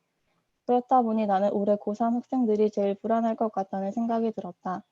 이제 수능이 10일 앞으로 다가왔다. 대학을 잘 가고 싶은 욕망으로 12+2년 동안 공부했는데 코로나19로 시험일도 미뤄지고 마스크 착용, 가림막 등의 요소들이 추가되어 더 예민한데 오늘 하루만 해도 386명이 확진되다 보니 혹시나 하는 불안감이 추가적으로 생길 것 같아 안타깝다. 욕망의 변화. 이제는 필요 경제가 아닌 욕망 경제의 시대이다. 남들과는 다른 차별화를 선호하면서 소비자들은 같은 품질의 상품이면 더 싼 상품을 선택한다. 하지만 이와 반대되는 소비자들도 있다. 베를런 효과. 일부 계층의 권력 과시욕이나 허영심을 만족시키기 위해 비싼 제품임에도 수요가 줄지 않아 백화점에는 명품 브랜드들이 입점하고 브랜드끼리 더 높은 가격을 제시한다. 욕망 경제가 되면서 발생하는 문제도 잇따르는 것 같다. 돈이 있는 계층의 사람들이라면 제품을 사는데 부담이 되지는 않겠지만 젊은 연령대의 사람들이 멋진 외제차, 비싼 명품백 등을 소유하고 싶은 욕망이 생기면서 카푸어나 하우스푸어 등의 사람들이 생긴다는 게 욕망의 부정적인 측면 같다. 욕망의 부정적인 측면은 꼭 돈이 아니더라도 어느 부류에서든지 나타나는데 일례로 조국 사태를 언급하자면 한 나라의 법무부 장관이 입지 비리, 사모펀드 비리의 논란이 커지면서 정작 국민을 위해 사용해야 할 권력을 자신과 자신의 가족을 위해 권력을 남용한 것을 볼 수 있다. 조국 사태 외에도 숙명여고 쌍둥이 자매 시험지 유출 사건 등 우리 주변에서 잘못된 권력 욕망을 자주 보게 되어 답답하기도 하다. 비인지영. 로레알의 슬로건을 아시나요? 로레알의 슬로건은 당신은 소중하니까요입니다. 그럼 뮬리에서 많이 들었던 나는 생각한다, 고로 존재한다를 아시나요? 원어는 라틴어로 코기토 에르고 숨입니다. 데카르트의 말로 산업혁명을 이끌었던 철학이죠. 이 두 가지에는 공통점이 내재되어 있는데 바로 인지이다. 염색약으로 유명해진 로레알은 당신은 소중하니까요에서 우리 모두는 소중하기 때문이죠. 또 카피 문구를 바꿔 사람들의 성별, 나이, 직업, 종교와 무관하게 우리는 모두 가치 있는 소중한 존재라는 의미를 전달하고자 했다. 옛날에는 금발머리의 여자는 노는 여자라는 편견이 있었다. 하지만 로레알이 염색약 광고 모델로 금발머리 여성을 선택하고 나는 소중하니까요 라는 문구를 넣어 남들의 시선이 아닌 내가 나를 제대로 인지하고 인정하고 존중할 수 있도록 하는 높은 자존감을 불어넣어준다. 코기토 에르고 숨의 해석을 보면 인지라는 것을 추가로 설명하지 않아도 이해할 수 있다. 데카르트는 지식이 상상에 의한 허구이거나 거짓 또는 오해라고 할지라도 한 존재가 그것을 의심하는 행위는 최소한 그 존재가 실제임을 입증하는 것이라고 주장했다. 인식이 있으려면 생각이 있어야 가능하기 때문에 나는 생각한다, 고로 존재한다라는 명제가 나올 수 있었다. 그렇다면 비인지형은 무엇일까? 사람의 생각보다는 사람이 한 행동을 바탕으로 정보를 얻는 것이다. 낚시와 등산 중 어느 것을 더 좋아하나요? 라고 물었을 때 사람이 말하는 것을 믿는 것이 아닌 자동차에 찍힌 내비게이션이라든지 블랙박스의 자료로 등산로를 많이 간 것이 찍혀 있는 것을 근거로 이 사람은 등산을 더 선호한다는 것을 알 수 있는 방법이다. 비인지형 측정 방법은 현재 IT 기술에서 제일 중요하게 작용하는 방식이다. 블랙박스의 위치 정보만 봐도 욕망 정보를 포함하고 있다. 어떤 앱을 출시했을 때 어떤 사람들이 사용하는지, 문제점은 무엇인지 알아야 개선할 수 있듯이 우리가 사용하는 핸드폰, 노트북 등 정보 데이터들이 많아야 사람들의 욕망을 파악할 수 있다. 삼성의 갤럭시 3가 출시되었을 때 스마트 스테이를 신기하게 여기는 사람들이 많았다. 스마트 스테이는 스마트폰이 사용자의 눈을 인식하는 기능이다. 하지만 이제 기술이 발달하면서 편리의 욕망을 충족시키는 지문인식, 얼굴인식, 홍채인식으로 발전했다. 또한 은행이 아닌 핸드폰에서 돈을 이체할 수 있고 항공권을 예약할 수 있으며 핸드폰으로 공인인증서도 발급받을 수 있게 되었다. 기술 발달에 많은 기여를 한 욕망. 근데 지금은 다시 원점에 더 초점을 두고 있는데 그것이 바로 소통 능력이다. 소통은 감성과 암묵지가 필요하다. 암묵지는 학습과 경험을 통하여 개인에게 체화되어 있지만 겉으로 드러나지 않는 지식, 흔히 언어로 표현되지 않는 지식을 의미한다. 사람은 소통을 추구한다. 주변에서 소통에 대해 자세하게 볼 수 있는 조직이 가족관계인 것 같다. 세상에는 다양한 사람들이 존재하는데 어떻게 자신의 짝을 찾을 수 있는 것일까? 나는 그 방안 중 하나가 소통이라고 생각한다. 내가 다른 사람을 바뀌게 할 수는 없지만 서로 맞출 수는 있다고 생각한다. 서로 다름을 인정하고 자신의 욕망을 솔직하게 털어놓고 서로 존중해 줄 때 오해가 생기지 않고 대화가 이어질 것이다. 자신의 의사만 전달한다면 그것이 과연 소통이나 대화라고 말할 수 있을까? 그것은 일방적인 통보일 것이다. 사람은 기계가 아니라서 그 사람이 무엇을 좋아하는지 행동만으로 알 수 없다. 그래서 의사소통이 필요한 것이며 대화를 통해서 장애물들을 비켜 나갈 수 있는 것이다. 앞으로 우리는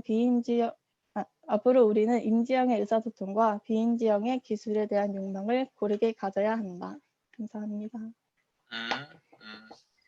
윤희 고마워요. 자, 윤희 발표 들으면서 여러분들이 이렇게 묻고 싶은 질문이 혹시 있는 친구들 한번 먼저 들어볼까요? 이 발표를 들으면서 여러분들이 질문하고 싶은 5Y가 있었나요?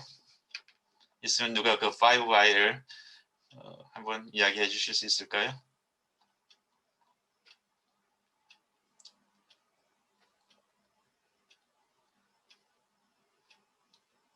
그럼 5Y에 구애받지 말고 여러분들이 묻고 싶은 얘기, 하고 싶은 얘기, 피드백 하고 싶은 얘기, 이 글이 여러분들이 읽었든 들었든 여러분들이 이해하고 가지고 있는 윤희 발표의 개성, 뭐든지 다 좋습니다. 한두 친구 한번 들어볼까요?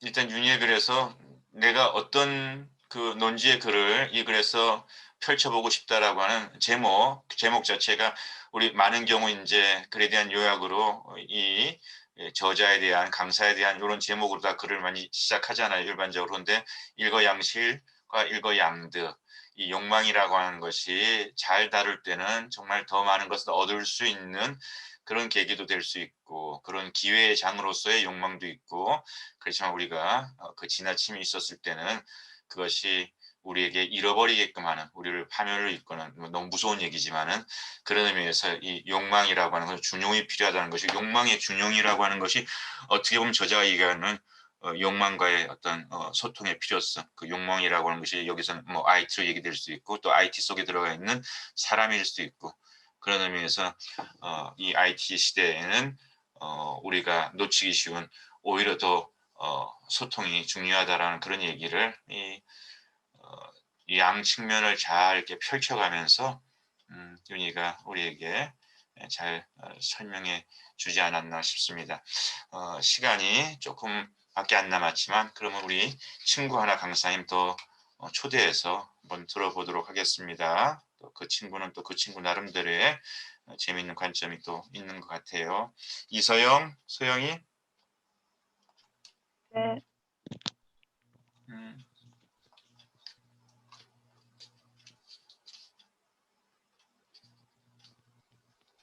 사회복지학부 청소년학과 이서영입니다.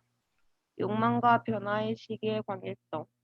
중국의 한 회사 베이후아에서는 차를 주제로 한 아이디어 회의를 했습니다. 평소 차를 즐겨 마시는 중국이기에 찻잎을 쉽게 구하는 반면 차를 우려낼 뜨거운 물을 쉽게 구하기 어려워 찬물로 많이 마시는 아이스티를 개발하자는 얘기가 오갔습니다. 그러나 시장조사 결과는 그다지 좋지 않아 프로젝트를 폐기하였습니다. 그런데 약 1년 후 경쟁사인 슈리젠이 베이후아와 같은 컨셉으로 아이스티를 출시했는데 대박을 이루었더랍니다. 왜 이 둘은 같은 컨셉이지만 다른 결과를 얻었을까요? 베이후아가 시장조사에서 반응이 좋지 못했던 이유를 분석해보니 계절의 차이였습니다. 베이후아가 진행한 시점은 겨울이 반면 슈리생은 여름이었던 것입니다. 추운 겨울에는 차가운 차가 그다지 필요하지 않았기 때문에 결과가 좋지 못했던 것이지요. 이는 과거 한국의 K-팝 산업에서도 볼 수 있었습니다. 2011년 스마트폰이 점차 등장하기 시작하던 시기 SBS의 음악 프로그램에서는 시우라고 하는 캐릭터가 나와 노래와 춤을 추기 시작하면서 사람들의 질타를 받았습니다. 모두의 질타를 받은 이 캐릭터는 보컬과 안드로이드를 합쳐 만들어낸 음성 합석 소프트웨어였습니다. 간단히 쉽게 노래를 부르는 로봇으로 멜로디와 가사를 입력하면 인공적인 노래를 제작할 수 있는 기능을 지녔더랍니다.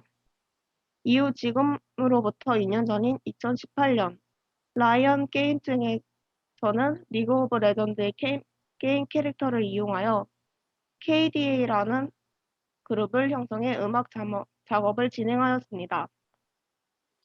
질타를 받은 시우라는 캐릭터의 이야기를 듣고 KDA라는 그룹의 이야기를 들었을 때 어떤 생각이 떠오르셨나요? 혹시 똑같이 망하지 않았을까라는 생각이 자리 잡으셨나요? 조회수 80만의 시우와는 달리 KDA의 조회수는 3억을 돌파하였습니다. 저는 2011년과 2011년 사이 기술과 증강 형식들이 우리에게 더욱 노출되어지면서 우리의 삶에 없어서는 안 될 존재로 녹아내린 것이 아마 영향을 끼쳤을 것이라고 생각했습니다. 심지어는 2020년 SM에서 새로 발굴한 걸그룹 에스파는 현실과 가상의 경계를 초월하며 현실의 멤버와 가상의 아바타가 공존하는 지금까지 보지 못한 새로운 컨셉의 아이돌을 선보일 예정이라고 합니다. 이수만 총괄 프로듀서는 미래 세상이 셀레브리티와 로봇의 세상이 될 것으로 확신하며 제작을 시도했음을 나타냈습니다. 지금까지의 저는 통속과 융합적 사고에 대해 가장 중요한 것을 단순히 연결이라고만 생각했습니다. 연결한다면 무엇인가 유의미한 것이 나오지 않을까라고 하고 말입니다. 그러나 이번 강의와 사례를 살펴보면서 무작정의 연결이 아닌 시기에 맞는 연결이 필요하다는 것을 깨달았습니다. 지금까지 제가 연결하고자 한 것을 살펴보면 단순히 청소년과 참여, 청소년과 활동 그뿐이었습니다. 저는 새로운 활동을 만들겠다고는 하지만 가장 중요한 지금의 시점에서 무엇이 필요한지에 대해서는 생각하지 못하고 있던 것에 대해 반성할 수 있었습니다. 소비자의 욕망, 그들은 무엇을 원하는가? 욕망은 기업이 그동안 소비자로부터 찾고자 했던 것이자 기술 개발이나 마케팅의 전략에서 가장 중요한 화두입니다. 이때 소비자가 원하는 욕망을 알기 위한 가장 중요한 요소는 바로 경험과 직관, 그리고 분석입니다. 저는 눈여겨보던 작가님이 이 세 가지 욕망 요소를 충족했다는 것을 뒤늦게 깨달았습니다. 직사각형의 틀, 단순한 흰색 배경, 웃고 있는 표정, 이 세 가지 키워드를 듣고 여러분은 무엇을 연상시켰나요? 제가 나타내고자 했던 것은 학생증부터 주민등록증, 여권 등 다양한 곳에서 사용되는 증명사진이었습니다. 친한 친구들과 증명사진을 나누어 가지는 경험을 해보셨나요? 저는 많은 친구들의 증명사진을 모으고 보니 뭔가 이상하다는 생각이 들었습니다. 모두 한결같은 흰 배경에 웃고 있는 얼굴, 심지어 같은 사진관을 가니 더더욱 같아 보이는 것입니다. 저만의 개성이 사라졌던 것이지요. 그런데 제가 본 그 작가님께서는 틀을 깨뜨리셨습니다. 여러분은 증명사진이 흰 배경이 아니어도 된다는 것을 알고 계셨나요? 작가님의 첫 시도는 증명사진의 배경에 색을 더하신 것입니다. 흰 배경이 아닌 검정, 노랑, 파랑, 빨강 등 자신이 원하는 색을 선택할 수 있게 말입니다. 모두가 증명사진을 흰 배경이어야 한다고 사로잡힌 사이에서 작가님은 색을 넣으면 안 되는지 분석하신 것입니다. 여러분이 사진을 찍기 위해 자리에 앉기 시작하면서 듣는 말은 무엇이 있었나요? 한 번쯤은 웃으세요? 혹은 턱이나 어깨 조금만 내릴게요 라는 말을 들은 경험이 있지 않으셨나요? 작가님의 두 번째 시도는 자유로움이셨습니다. 모두가 똑같은 표정을 할 필요가 없다는 생각 아래 무표정이거나 입만 웃거나 활짝 웃는 표정 등 다양한 모습을 사진에 담으셨습니다. 마지막으로 작가님께서 지닌 시선은 직관입니다. 우리가 사진관에서 가장 많이 하는 말 중 하나로 꼽히는 것은 이거 수정해주세요이지 않나요? 작가님께서는 작은 콤플렉서도 개성으로 만들고자 하셨습니다. 감추려 하지 않고 오히려 당당하게 나타냄으로써 말입니다. 개개인의 색과 개성이 나타내는 증명사진이야말로 사람들의 마음을 사로잡기에 좋지 않았나요? 작가님의 작품들은 모두 경험과 직관, 분석이라는 요소를 지니고 있었습니다. 마침내 평범하고 딱딱한 증명사진에 새로운 것을 원하던 사람들은 작가님에게서 작품을 남기기 시작했고 많은 사진관의 컬러 배경에 열풍을 불러왔습니다. 저는 처음 욕망을 계속 언급하시는 강사님의 말씀을 듣고 그다지 좋게 느껴지지 않는 단어인데 왜 저리 강조하시고 고집하실까라고 생각했습니다. 사전을 보니 욕망은 부족을 느껴 무엇을 누리고자 탐하거나 그런 마음이라고 하더랍니다. 부정적인 단어가 있다고 해서 부정적인 효과만 일으킬 것이라는 생각을 지니고 있었지만 살펴보면 욕망이 있었기에 더욱 다양한 것들과 연결할 수 있지 않았을까라는 생각이 문득 들었습니다. 그에 저는 저의 욕망을 가볍게 모으고 나타내보고자 생각했습니다. 지금 필요한 게 더 많은 것들과 연결을 할 수 있도록 말입니다. 모두가 자신이 지닌 욕망으로부터 확장된 연결을 일으키기를 바라며 글을 마치겠습니다. 감사합니다. 서영이 감사해요. 자, 서영이 글 그러면서 여러분들 드는 질문이 있다면 질문도 좋겠고 시간이 많지가 않으니까 아니면 또 서영이 글의 개성스러움에 대해서 여러분들이 뭔가 자신이 공부한 것과 대비해 가지고 한번 얘기하고 싶은 그런 얘기가 있다면 누가 한번 발표 좀 해보실까요?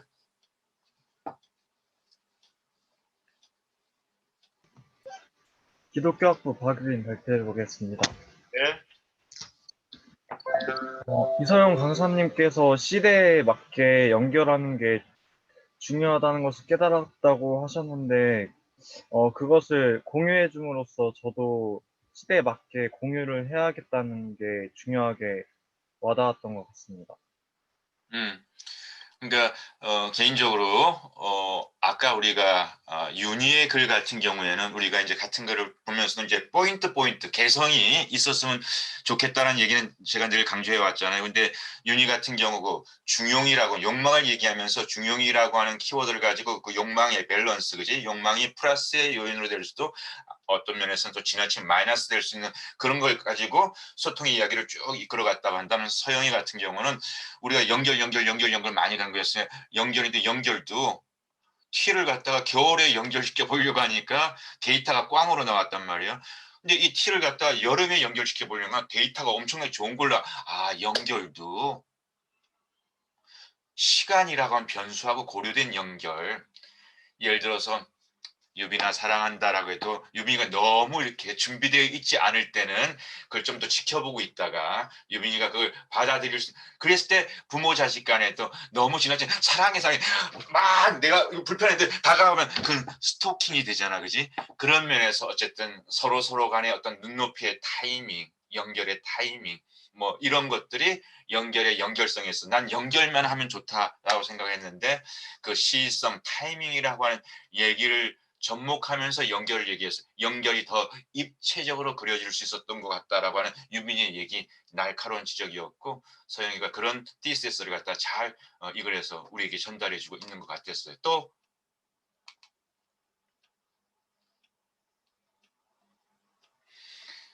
자, 서영이 글 같은 경우 욕망 얘기하면서 자, 직사각의 틀, 단순한 흰색 배경, 웃는 표정 세 가지 키워드.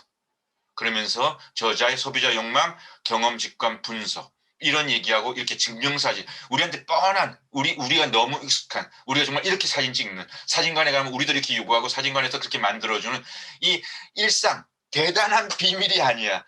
근데 이 일상 속에서도 오늘 주제와 관련돼 가지고 그 이야기를 쭉 끌어가면서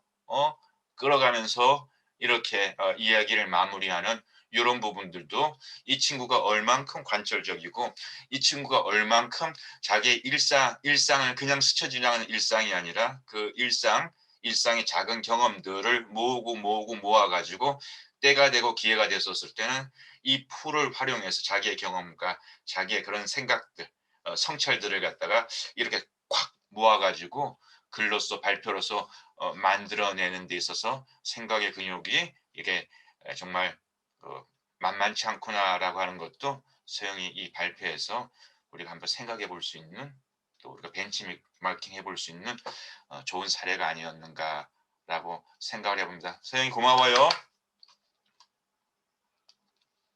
자, 지난 시간에 제가 여러분들에게 한번 공지해 드렸는데요. 우리 안지영, 지영이 어딨나요? 우리 친구예요. 우리랑 같은 새내기 우리와 같이 한 학기 동안 지금 그 12번째 수업을 같이 들었던 지영이가 좀 얘기를 해주면 화면에 앞에 좀 나와서 내가 볼 수 있을 것 같은데 지영이 어딨나요? 네. 우리 지영이 지난번에도 제가 여러 번 얘기했던 것처럼 오늘 저녁 8시에 우리 수업에서 똑같이 제가 백석톡에다가 링크를 8시 한 10분 전쯤이고 링크를 보내가지고요. 이건 머스트 의무 아닙니다. 여러분 가운데 뭐 가볍게라도 창업 이런 거에 대한 관심이 있는 친구들 혹은 여러분 가운데서 여러분들이 일상의 경험을 가지고 내가 뭔가 좀 이렇게 뭐 꼭 창업업이 아니더라도 활용하는 데 대한 관심이 참 많은데라고 하는 이런 선수들이 있다고 한다면은 지영이가 나름대로 이렇게 브랜드 런칭을 한 여기까지의 지영이 아주 구체적인 자기 경험의 이야기를 우리와 함께 나눠주기로 했어요. 그래서 저 나름대로 네이밍을 했어요. 그리고 지영이가 첫 번째 강사예요. 그 네이밍이 뭔가 하면 오픈 포럼. 일단은 이 포럼은 누구에게 열려져 있다라고 하는 것이 저의 철학이고요. 그 다음에 이 오픈 포럼은 앞으로 어떤 강사님들과 어떠한 논의의 장이들을 만들어갈 것인가? 꿈과 끼예요. 그래서 이 포럼의 제목은 오픈 포럼 꿈과 끼라고 해가지고 우리 청년들, 우리 대학생들 꿈과 비전을 가지고 고민도 하고 만들어가는 가능성의 사람들이잖아요. 그래서 그 꿈이 함께 논의될 수 있는 포럼, 오픈 포럼. 그 다음에 끼. 창의 인재라고 얘기하는데 끼의 가장 중요한 정의가 여러분들을 인파워 해가지고 여러분들의 개성. 서영이는 서영스럽게, 희진이 희진스럽게, 예빈이 예빈스럽게, 도윤이 도윤스럽게, 민영이 민영스럽게, 주영이 주영스럽게, 현아는 현아스럽게, 민서는 민서스럽게, 지연이 지연스럽게, 유난이는 유난스럽게, 하람이는 하람스럽게, 정수는 정수스럽게. 이게 바로 어떤 창의적인 토양이 되는 것이고 그런 부분에서 우리는 유행과 남들이 맞춰주는 잠깐만 어거지로 하려는 게 힘든 거야. 그래서 이 포럼을 통해 가지고 우리 첫 번째 강사도 새내기 1학년 여러분의 친구예요. 그래서 오픈 포럼 꿈과 끼라고 하는 그 시간을 오늘 8시에 한번 초대해서 우리가 또 수업과 다른 느낌으로 만나보려고 하고요. 그래서 관심 있는 친구들 참여해 주시고 또 여러분들이 이런 관심이 있는 친구들 여러분 친구 백석대가 상관없이 친구들이 있다고 한다면 그 친구들도 초대해서 정말 우리가 배우는 사람만이 아니라 우리 친구가 나누는 모습을 통해서 여러분들 앞으로 여러분의 남은 4년의 미래를 우리 대학에서 할 때 좀 더 적극적으로 나눠갈 수 있는 그런 기회가 됐으면 좋겠고 이게 뭐지 궁금했다 그 자리를 통해서 우리 안에서도 끼 있고 꿈 있는 친구들 많은 거 내가 알고 있거든. 똑똑똑 코치님 저도 이런 아이템 가지고 한번 그렇게 나눠보고 싶은데요 라고 하는 그런 친구들의 의견도 내가 들을 준비가 되어 있어요. 첫 실험이니까 그런 실험의 자리에 많은 선수들이 함께 해줬으면 좋겠다라는 얘기 마지막으로 공지하면서 오늘 수업 마치도록 하겠습니다. 여러분 모두 수고하셨고요. 즐거웠어요. 우리 다음 주에 또 만나요. 그리고 오늘 저녁에도 많이 만나요. 네, 들어가세요. 감사합니다.